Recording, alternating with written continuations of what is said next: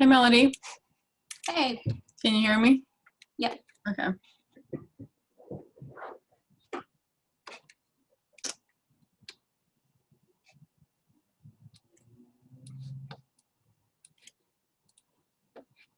It looks like we've got some participants.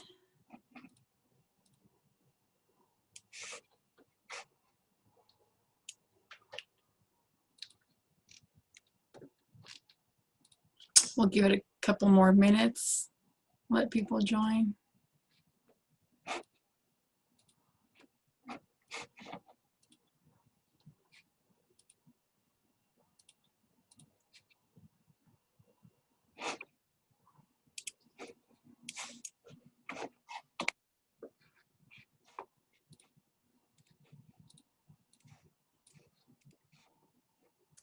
I'm gonna share my screen, make sure it works.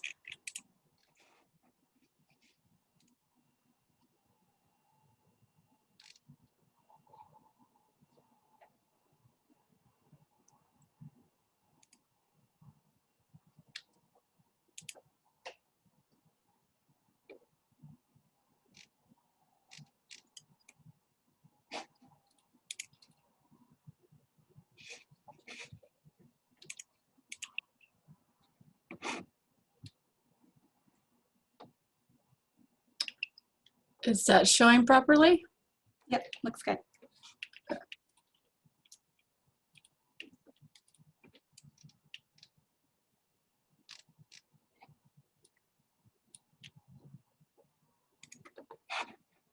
Let me go to the next slide, make sure I can switch over. Yep. Did that work? Yeah.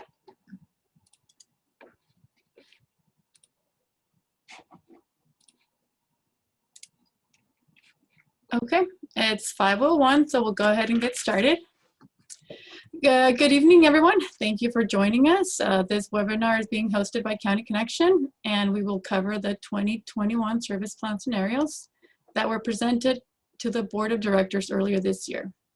Before we get started, please be aware that this presentation is being recorded and will be available on our website at countyconnection.com. As a courtesy to all participants, we ask that you mute your device until you are called upon. If you wish to speak, please raise your hand or use the chat feature. For those of you calling in, dial *6 to mute and unmute and *9 to raise your hand. We will go ahead and start the presentation with staff introductions.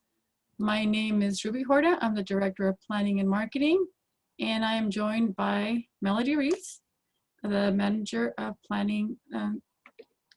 I will go over our current service levels and the financial projections before I turn it over to Mrs. Reeves to cover the 3 proposed scenarios.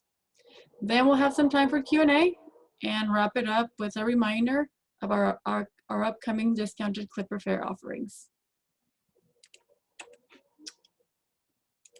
So our service today is a lot different than what it looked like back in March of this year. We have experienced various iterations since COVID-19, and they have all been temporary up until now. Moving forward, our goal is to establish a more permanent profile, which requires this public outreach process. We have reduced frequency on low ridership routes, and we also stopped operating the 600 series between spring and the fall, and through the winter as well. That's the school service, and since schools are currently not in session, we don't have the need to run that service. We also have made schedule adjustments to better coordinate with BART's 30-minute headways. As far as ridership goes, we have recovered from the initial 75 to 90% drop. However, we are nowhere near the February baseline. Also, the resumption of fare collection in November had a negative effect on ridership. And although overall weekday ridership is down around 70%, some of the routes serving Concord are only down around 46%. So we do see a greater need for service in the Concord area as opposed to the rest of our service area. As we look at, there it is. As we look at our 10-year financial projections, we recognize that given the pre-COVID service levels, pre-COVID service levels are not sustainable. Revenue projections as defined by MTC indicate that our TDA reserves would be depleted in FY 2023.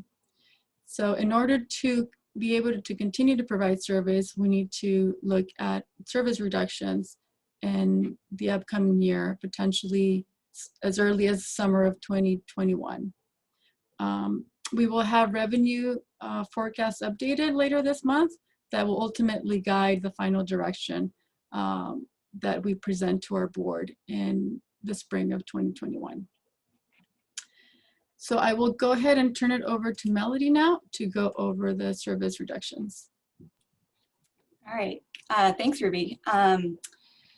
So as Ruby mentioned, we've developed 3 service reduction scenarios that have incremental cuts. We've estimated that these scenarios would reduce operating costs by about $3, $5, and $7 million annually. And so in developing these scenarios, we've identified initially 4 main objectives to really guide the development of the proposals. The first was to retain as much service as possible to essential businesses and to the more transit-dependent neighborhoods within our service area. In addition, we need to ensure that we're providing enough capacity, especially along our highest ridership routes and corridors, given current social distancing requirements. Retaining weekend service and our 600 series routes we also recognize as priorities. As you may have seen earlier, weekend ridership has recovered at a faster rate, which really indicates how essential those services are. And then finally, we wanted to increase coordination with BART, especially as they continue operating at a reduced 30-minute frequency. And so the main approach that we took given these objectives was first to look at frequency reductions on routes that have sustained the greatest ridership losses due to COVID. These tend to be the more commute-oriented routes and the ones where we could reduce peak service levels without eliminating service entirely. We also looked at route segments that have low ridership and could be eliminated to improve efficiency. The second more drastic tier of cuts includes the elimination of routes. We again targeted routes with low ridership, but in particular, the ones where alternate service is available. This includes a number of express routes where there is parallel service on local routes that would be retained. And then finally, we looked at frequency adjustments that would improve connections with BART's 30-minute service. For example, this could include going from 40-minute frequency to every 60 minutes in order to better align those schedule times. Next slide. So now I'll walk through each of the 3 scenarios. The first scenario would include about a 13% reduction in service hours. This equates to about a $3 million reduction in annual operating costs. The proposed service levels in this scenario would be very similar to what we're currently operating. When comparing to pre-COVID service levels, this means frequency reductions on several routes, including local routes 4, 5, 6, 7, 27, and 35, as well as on express routes 92X, 95X, and 96X. These are all routes that have had significant ridership losses due to COVID. There were also some alignment changes that were made last August that would become permanent. This includes the elimination of the community center loop on Route 6, the extension of Route 28 to Concord BART, and then simplifying the routing through Bishop Ranch on Route 92X. And the map on the right hand of this slide shows the affected routes under the scenario. As a reminder, this is compared to pre-COVID service. There'll be similar maps shown for the other 2 scenarios, so I'll take a few seconds to walk through it. The blue lines show new or modified routing, so in this case on Route 28. The black lines are routes or route segments that would be eliminated, and then the orange lines are routes that would have reduced frequencies. The gray lines show routes that would not be affected in this scenario. Next slide. So the second scenario, which builds on scenario 1, would be about a 20% reduction in service hours and a cost reduction of about $5 million annually. So in addition to the changes in scenario 1, there would be additional frequency reductions, in this case on routes 15, 17, 93X, 98X, and 99X. We would also eliminate 3 routes, routes 91X, 97X, and weekend route 315, as well as eliminate the John Muir Hospital loop on route 15. Next slide. And then finally, scenario 3, which includes all changes from scenarios 1 and 2, would be about a 28% reduction in service hours, or about $7 million annually. This scenario includes frequency reductions on routes 10 and 20, as well as the elimination of express routes 92, 93, 95, and 96X. Next slide. So this is just a quick summary of those scenarios that I just went over, showing the affected routes and estimated reductions in hours and costs. Just more for reference, we can come back to this during the Q&A. Next slide. And then here's an overview of the timeline for our outreach process. So following this webinar, we will be refining the details of the scenarios, including service frequencies and span. We'll then be holding a series of virtual public hearings. These will likely be during the first week of January to gather public comment on the service proposals. We'll then be bringing a summary of those comments as well as a draft recommendation based on the comments received, as well as updated financial projections to our board for feedback in February. And then finally, a final recommendation and a Title VI analysis will go to the board in March for potential approval. And then, as Ruby mentioned, the earliest that we would implement any of these changes would be in the summer of 2021. All right, next slide.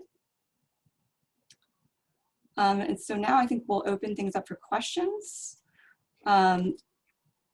As we went over earlier, if you'd like to ask a question, please raise your hand or press *9 if you're calling in. When it's your turn, we'll allow you to unmute yourself, and then you can ask your question or make your comments. You can also feel free to put your questions or comments into the chat. And I will go back to that slide that has a summary of the changes so that everyone can take some time to take a look at it and see if there's any questions or comments. Again, this is the initial meeting that we are, presenting to the public. So this is all very preliminary, nothing is set in stone, and we wanted to give the community an opportunity to provide input before we refine any of these proposals and take them back to the board as a draft. All right, so it looks like we have one hand raised. Mike, go ahead.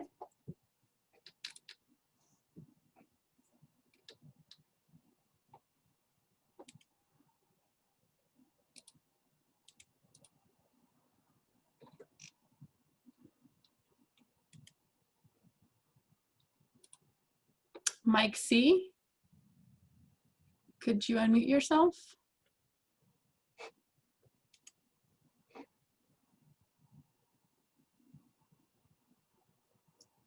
Okay, maybe we will come back to Mike. Okay, I'm there you go. unmuted. Okay, so on the 17, like, what are you planning like on just reducing the extra bus in the morning and evening, and still keeping the hour frequency on the other bus? What are you proposing to reduce there? Yeah, so the frequency reductions would be targeted at peak frequency. So for the 17, it would be during those peak periods while retaining service throughout the day. So it would still run the same hours. The other bus would still run the same hours that it's doing now, hourly. Yes. Okay. And on the 27, there's hardly any buses. There's only like 3 runs now. So would you be eliminating there? So yeah, for the 27 under scenario 1, that would essentially be the current service. Technically, the current service are temporary, which we made, in response to COVID. So it would be essentially keeping what is currently running on the 27.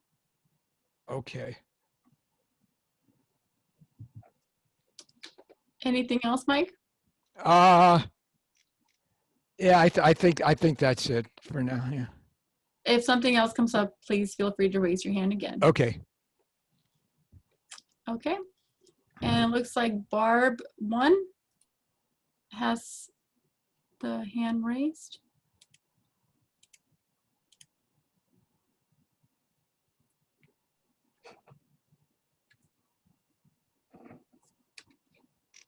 Barb, go ahead.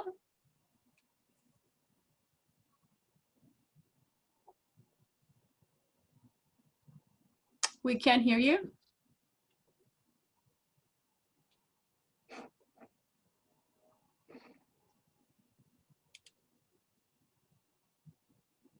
Yeah, it looks like she added to the chat. So Barb is asking, what would be the change for number 4 and number 5 in terms of frequency? So it would be, again, similar to what we're currently operating. So Route 4 is operating every 20 minutes, and Route 5 would operate every 40 minutes.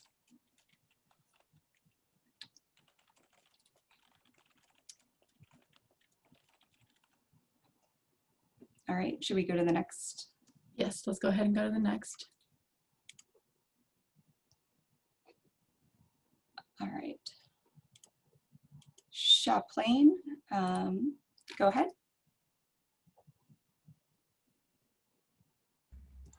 Hello, can you hear me? Yes. I was Chaplain Creekmore. I was looking at the map, and it appears that the route goes to Antioch. Yes. So Correct. am I understanding that all the changes are for every stop, or I'm not quite understanding what's going on. And I don't use the service myself, but I know other people that do. So Go ahead, Melody. Oh, I guess, what do you mean more specifically about certain stops? Are there certain stops that have been discontinued, suspended, or not being used? Currently, no.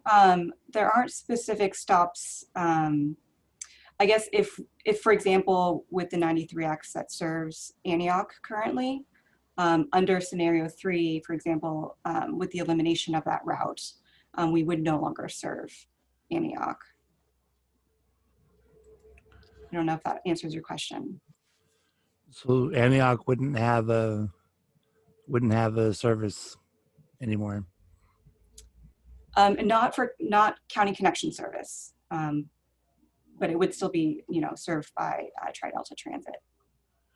And that is only under scenario 3, which is the $7 million reduction. And what is the hiring status of county connection right now? We have a hiring freeze. Hiring freeze. Mm-hmm. All right.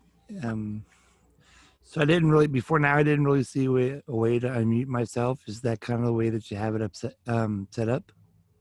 Yes, once you raise your hand, we ask you to unmute yourself. Right. Well, that's all. Thank you. Thank you for your questions. And Melody, I'm going to go ahead and go to one of the questions in the chat from Okay. David Terrell. The question is, does the district rely on sales tax funding related to service delivery? And does your 2021 budget outlook more positive or negative than other agencies? So yes, we relied on both TDA and STA funding at the state level, and we also have federal funds available for operating. As far as a more positive or negative, compared to some of the other agencies that are more dependent on commuters, our outlook is a little bit more positive because our fare revenue, we don't depend on fare revenue to the same degree that someone like BART or Caltrain does. Our fare revenue is about 11 to 14% of our total operating budget, whereas BART and Caltrain, they're more upwards of 50%. So we're doing a little bit better than some of those agencies that are reliant on commuters. And number 2, for Connector Express services, the 90 series, there will be sufficient coverage to support mobility. So it depends on ultimately on the scenario that we need to go with. The $5 million reduction and the $7 million reduction significantly impact the express services. However, if we only have to cut $3 million, most of that express service would be retained. The next question is from Jess. Would you consider rerouting 99X to run the 27 route? Actually, it looks like Jess has her hand up. Oh, okay. So, oops. Go ahead. Hello? Yes, hi. Okay, so my question is the 27. It currently runs 3 times a day. So 2 in the morning from North Concord BART, and it runs the last one of the day from like 2:30 to 3 o'clock. And I think the 2 o'clock to 3 o'clock is pretty useless because no one rides at that time. It's not an off-work. It's not an off-work time. So I think that can be cut, or that can be adjusted to like maybe 5 o'clock or 6 o'clock. Am I being heard? Hello? Yes, yes. Okay. Yeah, we can look into that and appreciate your feedback. I will say on the 27, pre-COVID, the 2:30 p.m. trip was pretty well utilized, but that has changed. And so we'll have to look into whether we expect that ridership to return or not to see whether we could shift that. Okay. Okay, because I do have I do see a few people there waiting at that stop on Port Chicago and Bates Ave, but they're no longer waiting there anymore because there's no run time from 5 to 6. So they either just walk through the freeways and get up to North Concord BART, which is really dangerous, especially with the rain coming and then with the heat in Concord sometimes during summer. So I'm thinking, because I know the 99X, there's the last stop right before it goes up to North Concord BART. I feel like that one could be rerouted to run through Arnold Industrial Way and then make a turn on Bates and come around through Port Chicago Highway, if that makes sense. Okay. Well, we can take a look at it.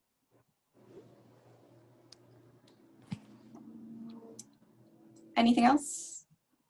The frequency reductions for the 27, what does that mean for scenario 1? So for the 27 under scenario 1, it would essentially be the current service. So those 3 Oh, trips. so nothing would change? Mm-hmm. Correct. Oh, okay. Oh, and then also, the 27 doesn't really match the North Concord BART times. So every time I get there, the 27's already like leaving or it left already. So I'm like, I'll just walk because it's a 30-minute wait time for the next one. Mm-hmm. So I feel like the times between BART and when it takes off doesn't really correspond. But Okay. BART's always changing because, you know, of the pandemic. We do have a bid change coming up in March, and it will be coordinated with BART. BART's schedule changes Okay. as well. So we'll be sure to take a look at those Okay. times. Anything else, Jess? The 99X for scenario 2.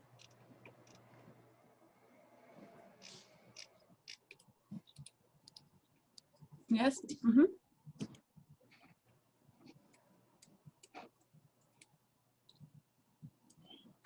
Sorry.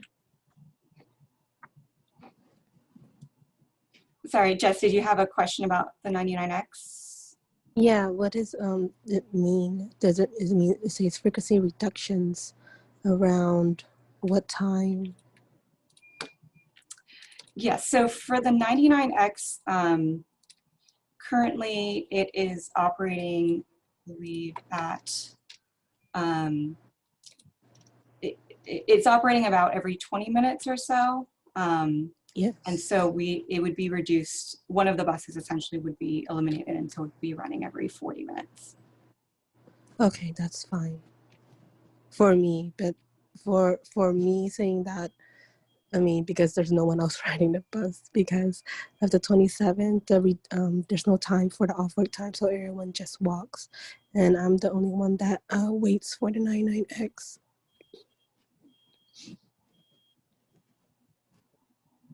Okay.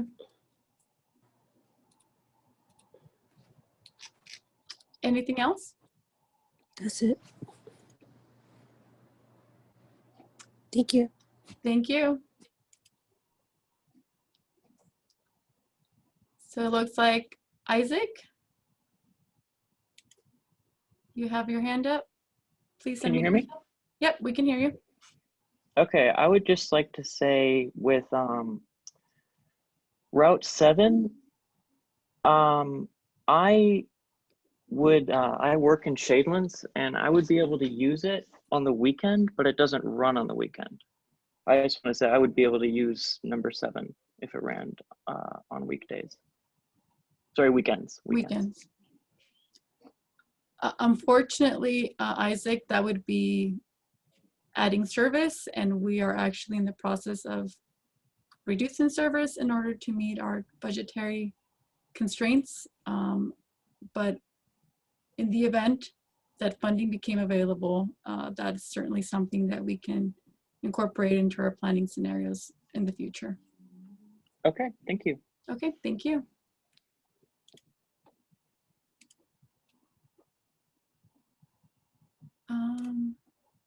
Camille Thompson, please unmute yourself. Yes. Okay. The elimination of the routes, scenario 3. How soon will those be eliminated, and how soon will they come back? So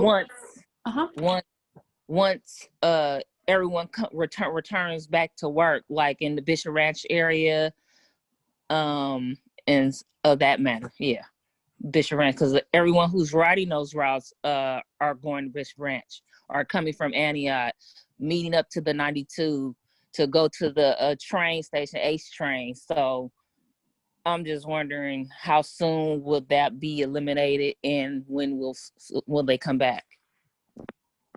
So the current proposal is scheduled to be implemented at the earliest summer of 2021. So whether it's scenario 1, 2, or 3, we will know by March which scenario we'll need to implement. And the earliest we would implement it is summer of next year. More than likely, it would end up being fall because hopefully schools will be back in session and we'll have more information at that point. But the earliest any of these would be implemented is summer of next year. As far as when they would be reinstated, we don't have an answer to that question because it would be dependent on revenues being available. And you know, that's only time will tell as to when that will happen. All right. Okay. Thank you. Thank you for your time. Any other questions? That's for now. Okay. Thank you.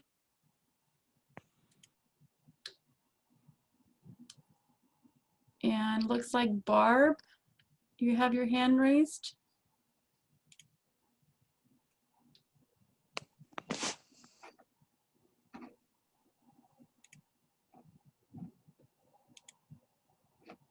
If you can unmute yourself.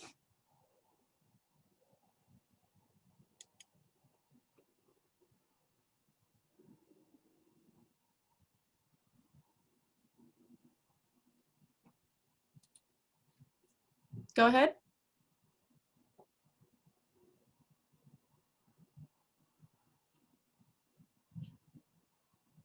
Barb, it looks like you're unmuted. Did you have a question?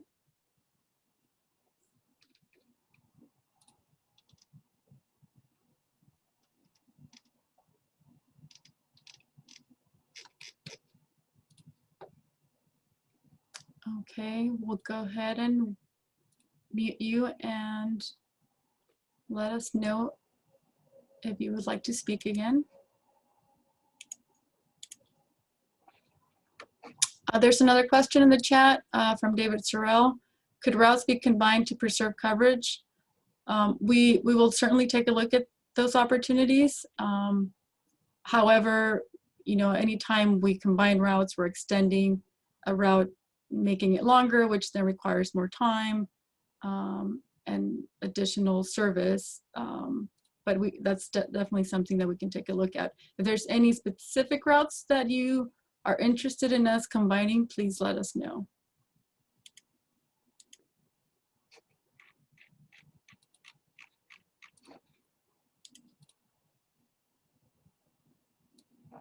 Oh, and it looks like Barb put a question in the chat Okay. about route changes. Looks like specific to Route 4. So no, we wouldn't be proposing any alignment changes to Route 4 in any of the scenarios.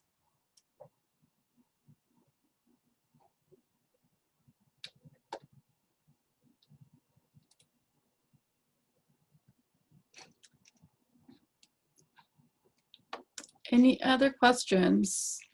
Doesn't look like anyone else has their hand raised, but we'll wait a couple more minutes.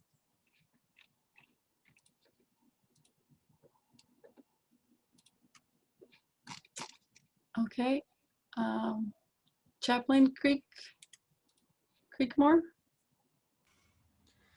I was just wondering how long the meeting is scheduled for. It's scheduled for an hour.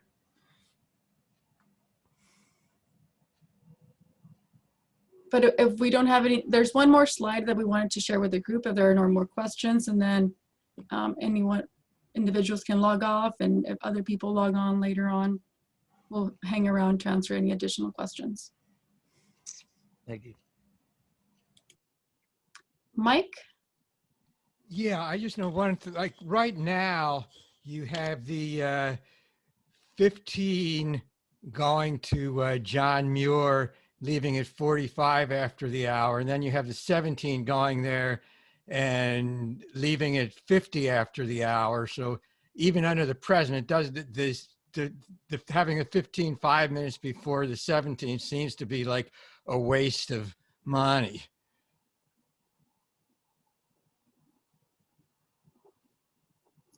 So, I mean, that might be,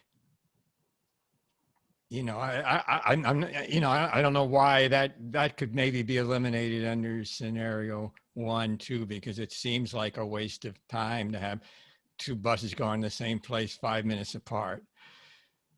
Yeah, that's one of the situations where, because of the runtime of the Route 15, there's just enough additional time available to be able to do that loop, or have the bus driver sit at the BART station for those 15 minutes or so. So we thought instead of having the bus sit there, we would provide an additional opportunity to provide service to the hospital. But you're right, you know, it doesn't necessarily always make sense. It's just one of those things where the driver's seat is either sitting at BART for an additional period of time or providing service locally. Yeah, and I'll mention in scenario 2, we are proposing to eliminate that loop. Mm-hmm. That's also because we're also proposing to reduce the frequency of that route. And so that kind of allows us to eliminate that loop without essentially having the driver sit there.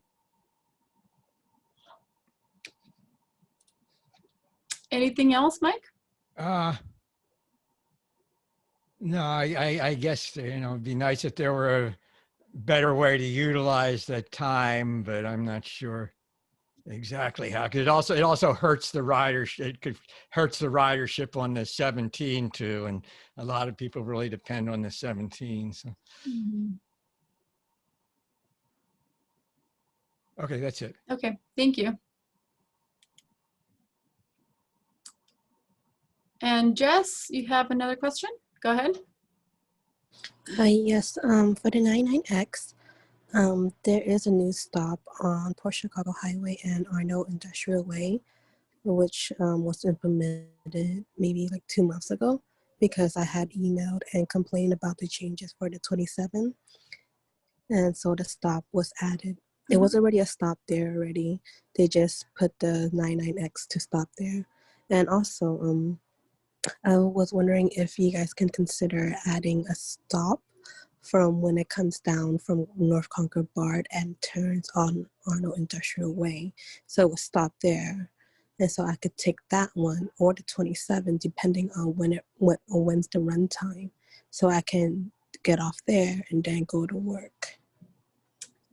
Unfortunately, the difficulty with adding a stop between North Concord, BART, and Arnold is that there's no safe way for the bus driver to be able to make that transition all the way back to the left turning lane as he's trying to make a left on Arnold. And that's why we can put a stop on there for the 99X. Okay, but so that's why I was saying that maybe have the 99X run down Port Chicago Highway and make that left on Bates and then go back to the regular 99X route. Sure. It's if just we an were extra to, 2 turns. yeah, if we were to realign it, we could do that. Yeah. And that's something It'll we can be look great. at. Okay, anything else? Oh, that's it. Thank you.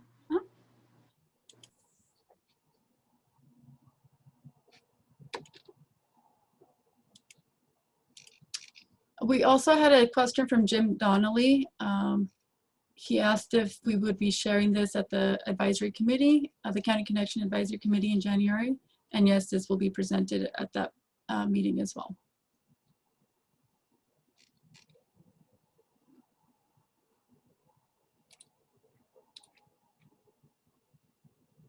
Okay, well, if there are no more questions, we'll go ahead and finish up the presentation with a reminder about the discounted discounted fares available on Clipper. So yes, so we just wanted to mention that we will be implementing 2 fare discount pilot programs next month. The first will be part of the regional Clipper Start program. Adults with low incomes below a certain level can get a 20% discount off of single ride Clipper fares. And then the same discount amount will also be available to youth ages 6 to 18 when using a youth Clipper card. And so these 2 programs will be a 1-year pilot, after which we'll be evaluating whether to continue them, as well as if there's funding to support them in the long term.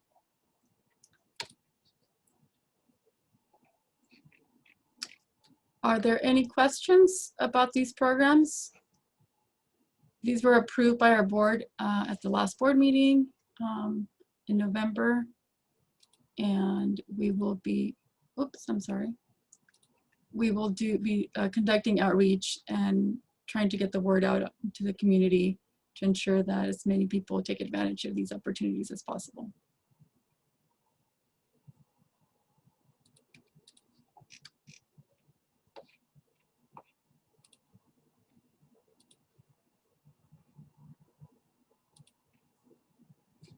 Okay, well, it looks like there are no other questions.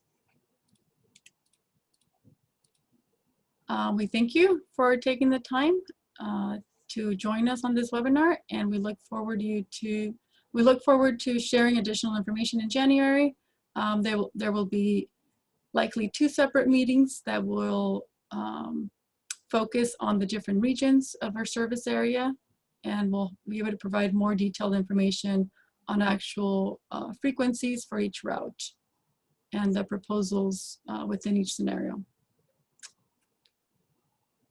We'll go ahead and hang around, Melody and I, to see if any additional members of the community join later on to be able to answer their questions. And you're happy to stick around and ask additional questions or enjoy the rest of your evening. Thank you very much.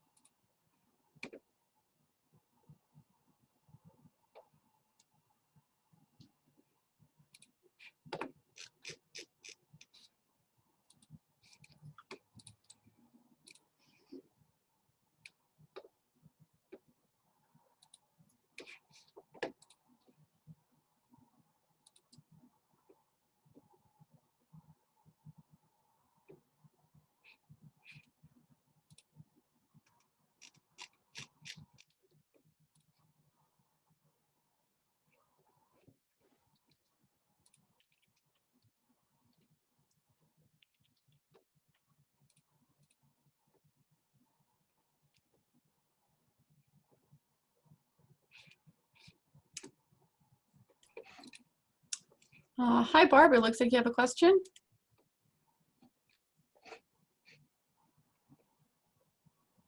Go ahead. Or is it in the chat?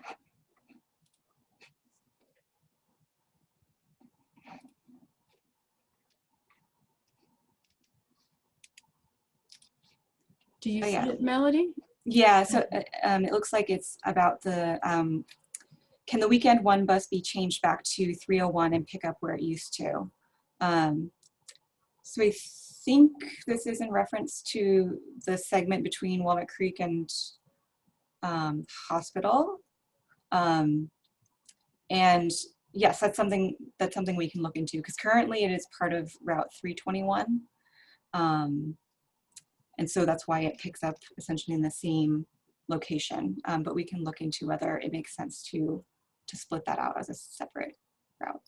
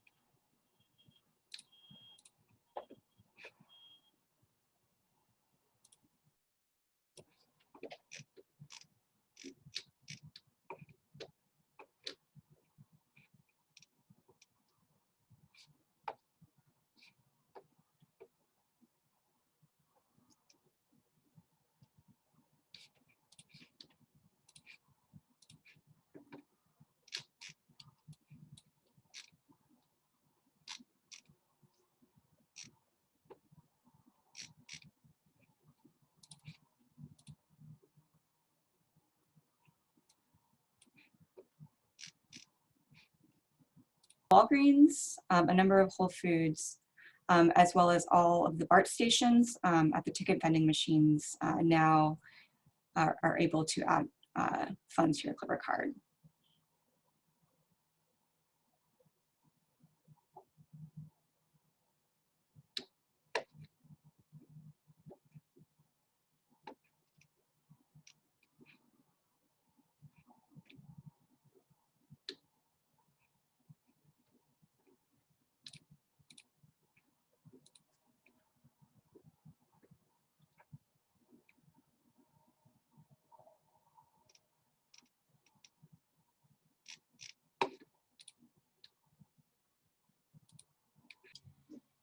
Nobody else will be joining. There are no other questions in the chat room or in the Q&A. So we will go ahead and end this. Thank you all, and thank you, Melody. Yep. I'll stop sharing. All right, see ya.